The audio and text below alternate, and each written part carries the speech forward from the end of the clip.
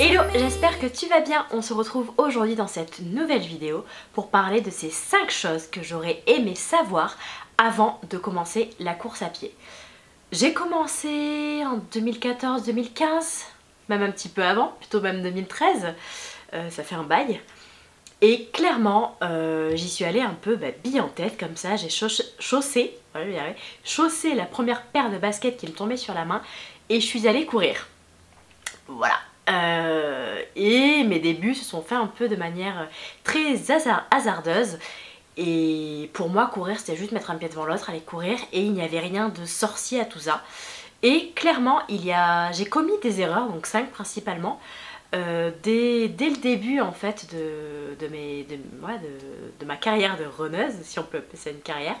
Et j'avais envie de partager avec toi ces 5 éléments que j'aurais aimé savoir avant de débuter la course à pied, 5 erreurs, 5 actions que j'aurais fait différemment avec le recul que j'ai aujourd'hui. C'est parti ? La première chose que j'aurais aimé savoir avant de débuter la course à pied est tout simplement qu'il est essentiel de commencer lentement et d'augmenter progressivement l'entraînement, que ce soit en termes de vitesse ou en termes de distance. Dès le début, j'ai me dit allez, je vais courir une demi-heure, je vais faire ma demi-heure et je me suis imposé un rythme. Et clairement, les débuts ont été très compliqués parce que je courais trop vite et j'avais les yeux tout simplement plus gros que le ventre.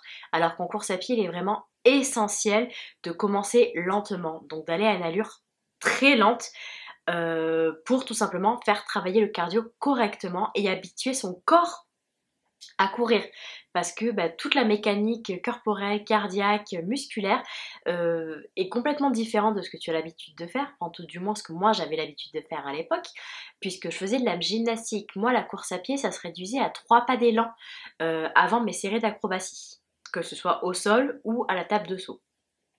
Donc autant dire que déjà j'étais incapable de courir 10 minutes, je n'y arrivais pas, c'était l'enfer pour moi. Puis même au tout début, c'était mais pourquoi courir comme ça? À quoi ça sert de courir? Au moins quand je faisais de la gym, je courais, j'allais droit devant ma ligne d'accro ou la table de saut. Et donc je me suis imposé au début des allures trop intenses et des distances, des temps d'entraînement trop importants pour quelqu'un qui n'a tout simplement pas l'habitude de courir. Donc quand on débute, il est vraiment essentiel d'aller lentement et progressivement. De ne pas hésiter à alterner marche et course. J'ai d'ailleurs, je te mettrai le lien dans la description d'une vidéo sur la différence entre la marche rapide et la course à pied, quels sont les avantages de l'un et de l'autre, et surtout quel est le meilleur sport cardio entre les deux. Quoi qu'il en soit, à tes débuts, n'aie pas honte de marcher pendant tes séances d'entraînement. Pourquoi? Tout simplement parce que d'une part ton corps n'est pas habitué, mais surtout cela va te permettre de rester dans une zone de cardio qui sera suffisamment basse en fait pour être en endurance fondamentale.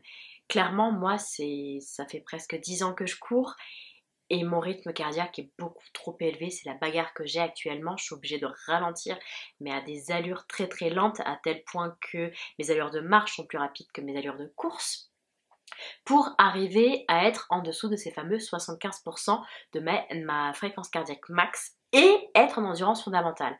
Donc quand tu débutes, clairement, cours doucement. Ne cherche pas à aller vite, ne cherche pas à mettre l'intensité. Tu cours doucement, tu dois être capable de parler en même temps que tu cours et d'être à peine essoufflé. Et tu alternes, marche, course, marche, course. Au début, tu feras 1 minute de course, 1 minute de marche. Tu fais ça 10 fois, ce sera déjà très bien. Tu auras 20 minutes d'effort. Puis petit à petit, tu passeras à 2 minutes de course, 1 minute de marche. Et ainsi de suite, de façon à ce que ton temps de course augmente et que ton temps de marche diminue. Donc voilà, intègre de la marche dans tes débuts, c'est pas grave. Clairement, si tu marches, ce n'est pas grave. L'essentiel, c'est que tu ailles suffisamment lentement pour que ton rythme cardiaque soit bas et que tu puisses travailler dans la bonne zone de fréquence cardiaque et donc être en endurance fondamentale. Quand tu débutes, tant que tu n'es pas capable de courir une demi-heure d'affilée, une demi-heure 45 minutes d'affilée, les fractionnés, tu peux les laisser de côté. C'est pas grave, on s'en fout. L'essentiel, c'est vraiment l'endurance. Augmenter ta caisse. Et ça, il n'y a pas de secret. Il faut courir doucement. Sans compter que t'imposer dès le début des rythmes de course élevés ainsi qu'un certain temps à atteindre peut littéralement te dégoûter de la course à pied parce que ça va être un effort qui sera pas agréable. Tu vas aller au-delà de ce que tu es capable de faire.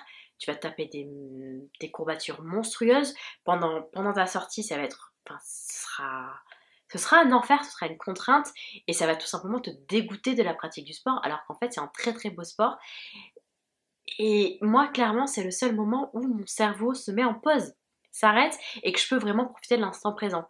Donc voilà, je ne cherche pas à te mettre inutilement en difficulté. C'est déjà suffisamment compliqué de démarrer la course à pied. Si en plus tu te mets la barre trop haute, tu vas juste péter un câble. Donc voilà, j'insiste vraiment, quand tu débutes, n'hésite pas à aller lentement. Au contraire, vise la lenteur plus que la vitesse. C'est quelque chose que j'aurais apprécié que l'on me dise à mes débuts plutôt que de me pousser à courir toujours plus longtemps, toujours plus vite. La deuxième chose que j'aurais aimé savoir quand j'ai débuté, c'était sur l'importance du bon équipement. On dit que pour aller courir, t'as pas besoin de grande chose, une paire de baskets et une brassière quand t'es une nana et tu y vas. C'est presque vrai. Effectivement, il te faut une paire de baskets, mais une bonne paire de baskets. Pas une paire de Converse, pas une paire de Stan Smith, pas les vieilles baskets pourries que tu as déjà utilisées et qui traînent depuis des années dans ton placard. Voilà, vraiment une paire de baskets neuves ou pas trop usées, avec un bon amorti, une semelle qui ne soit pas défoncée, qui te tienne bien le pied, parce que clairement, tu peux te blesser si tes chaussures sont tout simplement défoncées. Voilà. La course à pied est un sport traumatisant parce que quand tu vas courir, tu vas avoir les impacts sur le sol.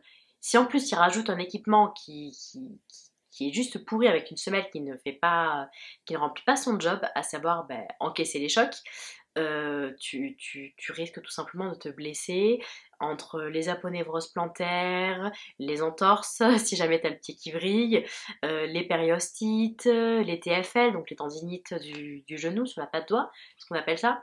Le champ des possibilités en termes de blessures en course à pied est très large et très souvent induite par un mauvais équipement.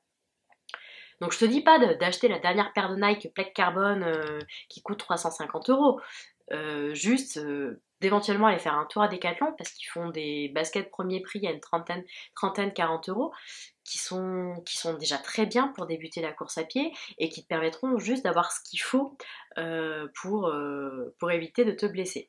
Donc également j'ai fait une vidéo sur comment choisir la bonne paire de chaussures de running parce que ça va dépendre de ta foulée, de ta foulée, si elle est aérienne ou, ou en attaque talon, si t'es supinateur, pronateur, de ton poids, de ton terrain d'entraînement, voilà, il y a énormément de paramètres à prendre en compte. Donc si tu veux un petit peu t'y retrouver dans tout ça, je t'invite à aller regarder cette fameuse vidéo sur comment choisir sa paire de running. De nouveau, je te mets le lien dans la description. Idem, la brassière de sport, quand tu es une femme, elle est indispensable. Donc tu oublies clairement tout ce qui est petite lingerie en dentelle, ce que tu peux mettre dans la vraie vie, et tu mets une vraie brassière de sport. Parce que sinon, le sillon mammaire là risque de lâcher à cause des mouvements du corps, des mouvements des seins.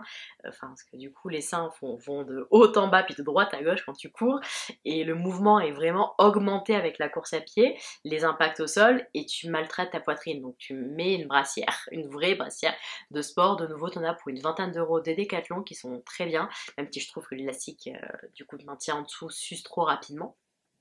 De nouveau, j'ai un article sur mon blog avec, avec mes conseils pour choisir la bonne brassière de sport, celle qui te conviendra. Je te mets encore une fois le lien dans la description. Mais voilà, c'est clairement... T'as pas forcément besoin de plus, c'est d'une montre GPS Garmin là, comme celle que j'ai qui coûte assez cher, ou des derniers écouteurs à conduction osseuse et compagnie. Juste voilà, une bonne paire de baskets et une brassière quand t'es une fille. Après effectivement en tenue pour courir, je te conseille d'éviter le gros jogging molletonné parce que tu vas transpirer dedans, il va s'humidifier, il va être lourd, ce sera pas agréable. Donc avoir une tenue basique en tenue technique, en tissu technique, voilà, mais t'as pas forcément besoin d'investir des 1000 et des 100. bon, une tenue adaptée à la météo forcément, mais voilà, enfin, l'équipement est quand même essentiel quand on débute, surtout la paire de chaussures de running. Et clairement à mes débuts j'ai fait l'erreur d'aller courir avec la paire que j'utilisais pour la salle de sport, qui était une paire de fitness.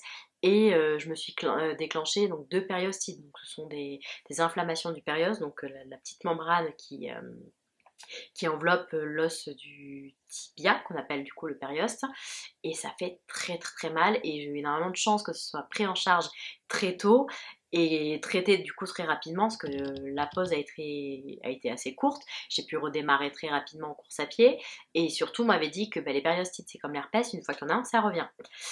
Ça fait 10 ans, j'en ai toujours pas eu, donc voilà. Donc quoi qu'il en soit, la paire de chaussures peut vraiment t'éviter un certain nombre de blessures et de douleurs, aussi bien articulaires que tendineux ou musculaires. Et c'est vraiment le truc sur lequel il faut pas faire l'impasse. La troisième chose que j'aurais aimé savoir quand j'ai débuté la course à pied, c'est que courir, ça s'apprend. C'est pas inné. Ou alors, voilà,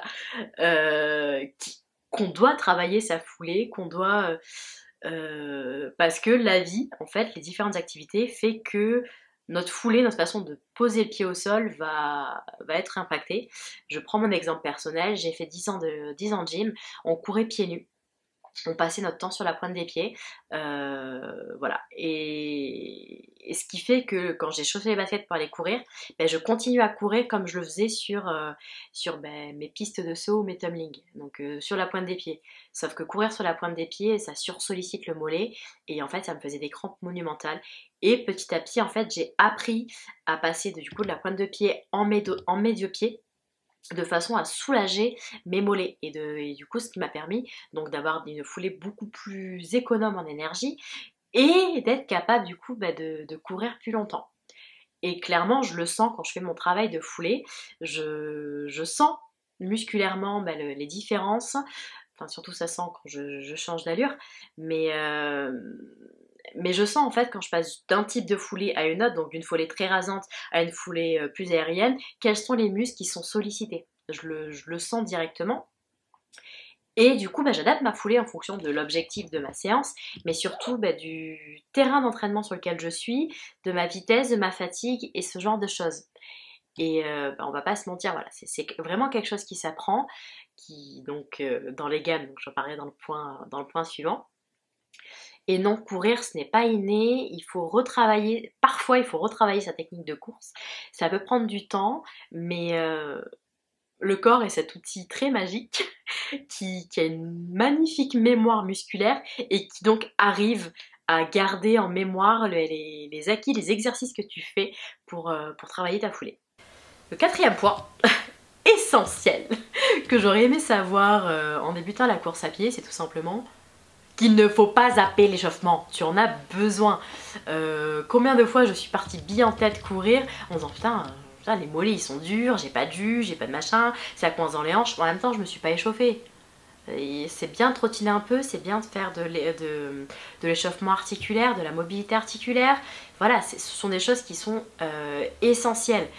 Et trop souvent, même encore aujourd'hui, je zappe la partie échauffement. Et c'est pas forcément une bonne chose. C'est ce qui va permettre de mettre un petit peu toute la machine en branle, de chauffer le moteur, de réveiller les muscles, de liquidifier, je sais pas comment on dit, les articulations, de faire en sorte voilà, que tout se mette en route. Et quand tu chauffes l'échauffement, tu ne permets pas à ton corps de se réveiller et d'être prêt pour l'effort. Et donc de nouveau ça augmente le risque de blessure, comme le fait d'avoir une mauvaise paire de chaussures. Donc voilà, l'échauffement est essentiel, et surtout pendant cet échauffement, tu peux aussi intégrer un travail de gamme pour travailler ta foulée. Ces exercices-là sont très importants parce que d'une part ils te réveillent musculairement et articulairement, mais en plus ils te font travailler ta foulée, la fameuse technique de course dont je parlais dans le point précédent. Donc ça peut durer 5-10 minutes, mais sincèrement ne zappe pas cette partie-là. L'autre chose à ne pas zapper aussi, ce sont les étirements. Moi j'ai une perception très faussée de tout ça. enfin en tout cas à mes débuts, parce que je sortais de la gym, j'étais très souple. J'avais vraiment une mobilité de hanche, enfin une ouverture de hanche incroyable, j'avais mes grands écarts, j'avais vraiment beaucoup de souplesse. Et j'ai pas senti que je perdais cette souplesse à mesure que je courais de plus en plus. Et une fois, en refaisant une séance de stretching, j'ai voulu faire ces figures de souplesse, mon grand écart, mon pont, mon Y et compagnie, tout ce que je faisais à la gym, puis d'un coup je me suis retrouvée mais alors, complètement coincée, et j'ai eu l'impression d'être une mamie rouillée, complètement rouillée. Et c'est là que je me suis rendu compte à quel point la course à pied en fait raccourcissait mes muscles, et en fait je perdais tout simplement en souplesse. Donc l'avantage c'est que maintenant je retravaille un petit peu, je retrouve ma souplesse d'antan très rapidement. Mais voilà, les étirements c'est vraiment quelque chose à ne pas zapper, tout comme l'échauffement en course à pied. Parce que tout simplement tu te refermes petit à petit sur toi, alors qu'au contraire, pour pouvoir bien courir et être en aisance, tu dois être bien ouvert, tu dois avoir, voilà, faire en sorte que les articulations fonctionnent bien. Mais en fait, quand tes muscles se contractent, tout comme tes tendons, ça fonctionne moins. Donc les étirements, c'est au moins une fois par semaine. Tu te fais, soit tu te fais 5-10 minutes tous les jours au réveil ou au coucher, soit une grosse séance d'une heure dans la semaine sur ton jour de repos. Voilà, mais c'est quelque chose à ne pas zapper. Et le dernier point que j'aurais aimé savoir quand j'ai débuté la course à pied, que j'aurais aimé qu'on me dise à mes débuts, persévère. La persévérance est la clé de tous les progrès. La course à pied est un sport à la fois ingrat, parce qu'on part pas tous avec la même ligne de départ, on n'a pas tous la même ligne d'arrivée, et chacun fait un peu avec les moyens qu'il a. Je sais que voilà, j'ai pas le physique d'une runneuse, je ne courrai jamais 4 kilos, enfin en tout cas sur du 10 km ou du semi. Sur du fractionné je peux l'atteindre, mais pas sur des distances plus longues, parce que j'ai pas ma morphologie, je suis petite avec des formes. Moi ma morphologie elle est faite pour faire du lent et du long. Point, voilà, c'est comme ça. D'autres vont être très bons sur la vitesse, mais seront incapables d'allonger les distances. Donc ça c'est quelque chose qu'il faut prendre en compte quand tu t'entraînes, mais ce n'est pas parce que tu as des limites, à la fois physiques et mentales, que tout est perdu pour toi. Au contraire, la course à pied est quand même ce sport où, en t'entraînant correctement, du coup de manière équilibrée, avec de l'endurance, du renfort, des étirements, du fractionné et des séances spécifiques, tu verras des progrès, clairement. La course à pied est vraiment ce sport suffisamment magique pour que, quel que soit ton niveau, tu puisses voir des progrès quand tu t'entraînes. Donc c'est vrai qu'il faut s'accrocher, il ne faut rien lâcher, parce que parfois ça met du temps à venir, mais ça vient. Voilà, là en ce moment je reprends ma situation actuelle. C'est très frustrant parce que je suis obligée de mettre le frein à main sur mes allures pour arriver à être en endurance fondamentale. Donc j'ai des allures de course à pied qui sont plus lentes que mes allures de marche, mais ça porte ses fruits. Voilà, j'ai hâte d'être à mon semi-marathon à la fin du mois de mars à Madrid pour pouvoir me confronter à la distance et voir où sont mes progrès. Parce que voilà, je sais que je suis en train d'en faire.